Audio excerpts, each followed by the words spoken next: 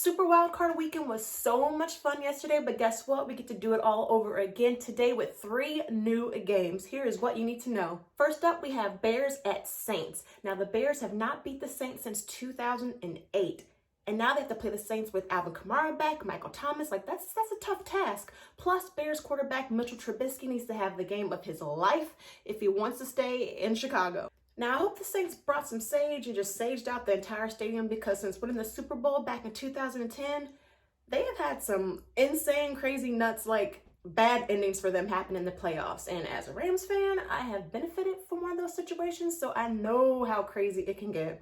And did I mention that this game is also airing on Nickelodeon for the first time ever? The inner kid in me is so excited to see exactly how do they plan to do this and target to kids. Are players getting slimed? What's going on? So I'm excited to see what they do with that.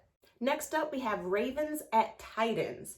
Now, Lamar Jackson is 30-7 with the Ravens, but when he makes it to the playoffs, he's 0-2. So when the going gets going and you don't show up, does it even matter what you look like during the season? So can he change this narrative and finally win a playoff game? And then on the other side, we have Derrick Henry, Titans running back. He is the leading rusher in the NFL. Last year, played the Ravens and he ran all over them, almost 200 yards. So if the Ravens can't stop him, we shall see.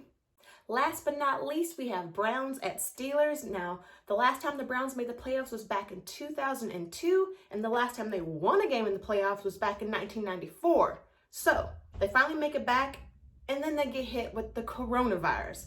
Head coach Kevin Stefanski, he tested positive, so their head coach will be watching the game from home.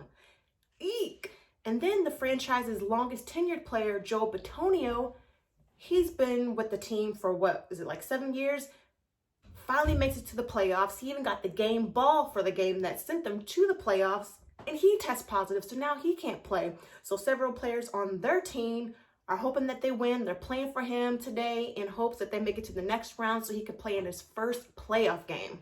Now, which Steelers team will we get today? Will it be the one that started 11-0 or the one that lost several in a row and couldn't really get anything done on offense? Now, Big Ben's going to have a huge game if they plan to get this done. Now, after these games, the brackets will be set for next weekend, the divisional round. We will see who's playing against who, and that just means that they're just one step closer to making the Super Bowl. Thanks for watching.